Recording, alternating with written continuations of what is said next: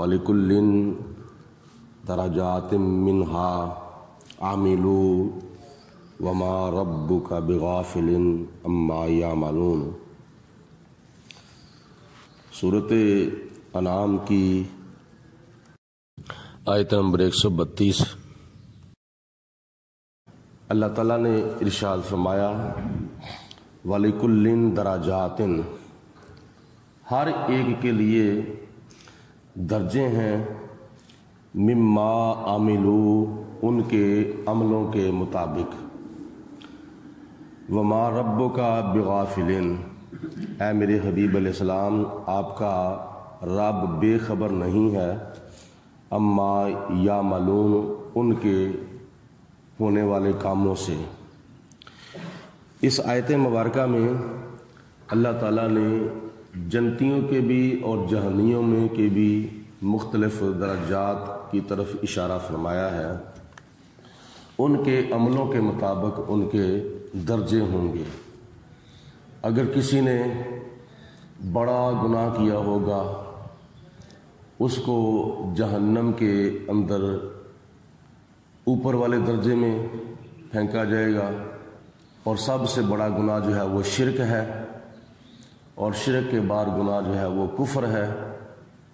इस तरह जुल्म है, मुख्तलिफ गुनाह है, कोई छोटा गुनाह है, कोई बड़ा गुनाह है।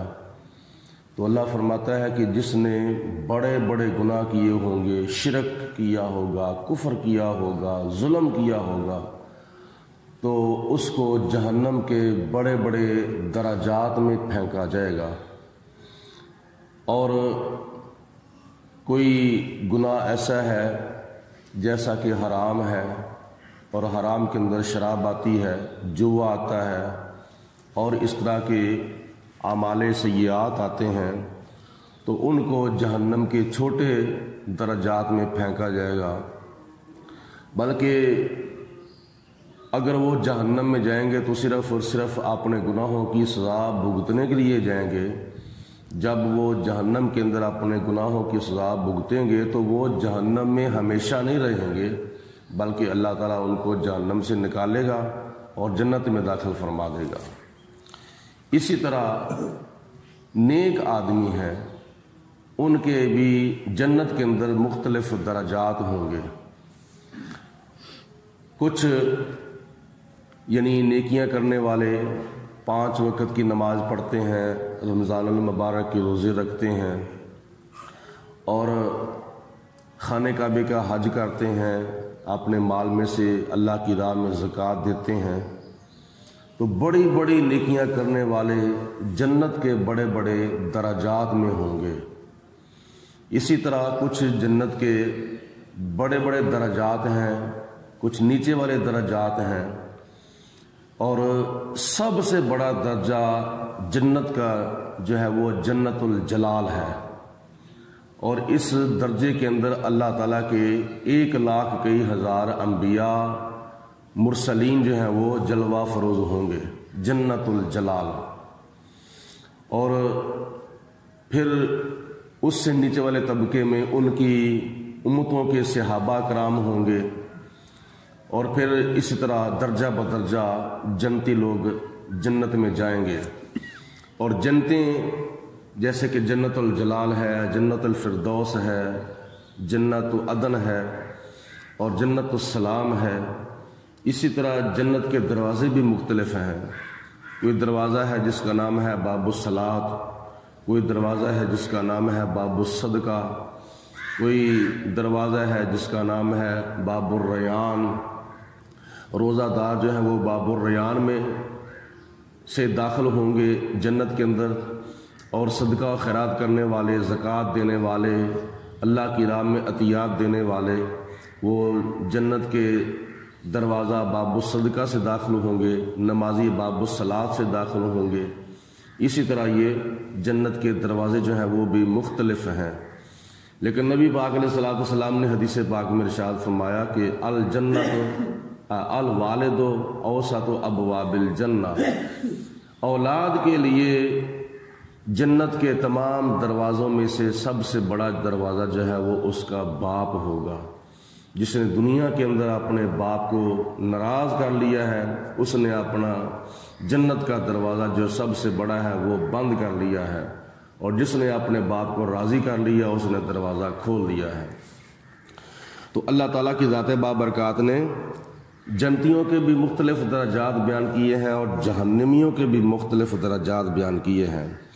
وَمَا رَبُّكَ بِغَافِلٍ عَمَّا يَعْمَلُونَ، اے میرے حبیب علیہ السلام، جو یہ عمل کر رہے ہیں میں ان کے عملوں سے بے خبر نہیں ہوں، غافل نہیں ہوں، دیکھ رہا ہوں اور جاننے والا ہوں کہ کون برا عمل کر رہا ہے اور کون اچھا عمل کر رہا ہے۔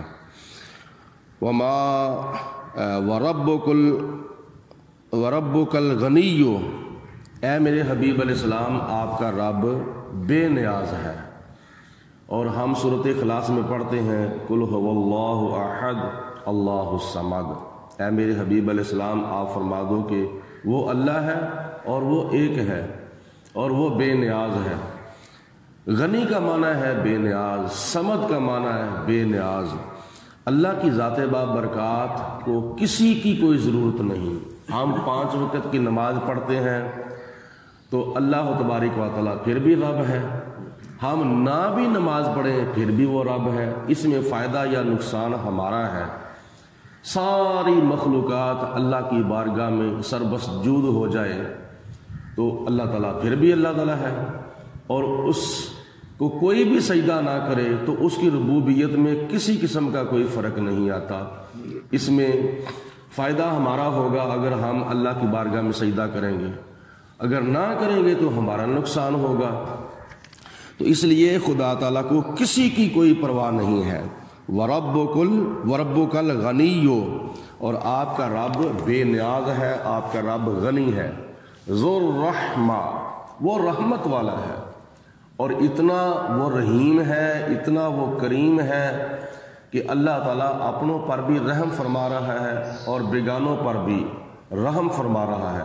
جو اس کو مانتا ہے خدا اس کے اوپر بھی رحمت کرتا ہے، جو نہیں مانتا اللہ اس کے اوپر بھی رحمت کرتا ہے۔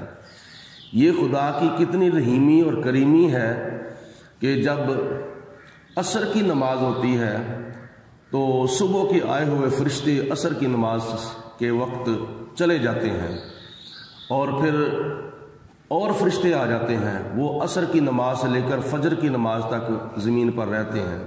یہ عصر کی نماز کے ٹائم اور فجر کی نماز کے ٹائم فرشتوں کا تبادلہ ہوتا ہے۔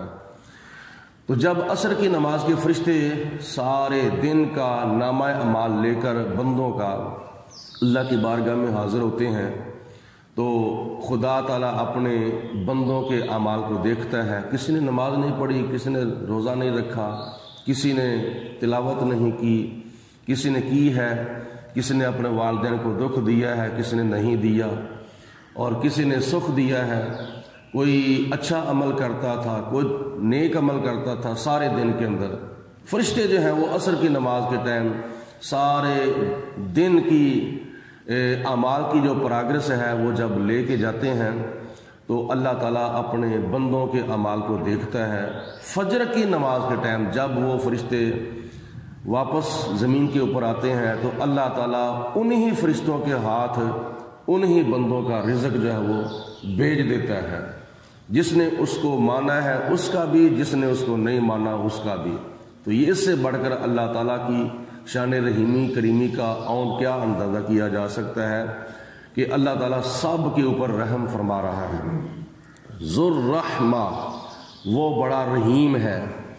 ان یشاء، اللہ تعالیٰ اگر چاہے، یذہبکم، تمہیں لے جائے، یعنی خدا تعالیٰ چاہے تو ہمیں ابھی لے جائے، کسی وقت بھی اللہ تعالیٰ کی ذات بابرکات کیا نام ہے ہمیں بلا سکتی ہے۔ اور وَيَسْتَخْلِفْ، اور تمہیں آباد، اور اللہ تعالیٰ آباد کر دے، مِن بَعْدِكُمْ، تمہارے بعد، مَا يَشَاءُ، جس کو چاہتا ہے۔ یعنی خدا ہمیں چاہے تو ابھی لے جائے اور ہماری جگہ پہ کوئی اور اپنی مخلوق لے آئے، اللہ تعالیٰ اس بات کے اوپر قادر ہے۔ کما انشأکم من ذریۃ قوم آخرین، جیسا کہ خدا تعالیٰ نے تمہیں پہلی قوموں کی پشتوں سے پیدا کیا ہے، یعنی تمہارے آباء و اجداد تھے، اللہ تعالیٰ نے تمہیں ان سے پیدا کیا ہے، اسی طرح خدا تعالیٰ تمہارے بعد بھی کسی اور کو تمہاری جگہ پر جب چاہے آباد کر سکتا ہے۔ انما توعدون لآت، اور اللہ تعالیٰ فرماتا ہے کہ جس بات کا تمہارے ساتھ وعدہ کیا ہے وہ بات پوری ہو کر رہنے والی ہے۔ جس وقت کا تمہارے ساتھ وعدہ کیا ہے وہ وقت آنے والا ہے۔ اور کس وقت کا خدا نے وعدہ کیا ہے؟ ایک تو موت کا وعدہ کیا ہے، دوسرے نمبر پر قیامت کا وعدہ کیا ہے۔ اس سے مراد موت کا بھی وقت ہے اور قیامت کا بھی وقت ہے کہ تمہارے ساتھ اس وقت کا وعدہ کیا ہے وہ وقت آنے والا ہے۔ وما انتم بمعجزین، اور تم اللہ تعالیٰ کی ذات کو عاجز نہیں کر سکتے۔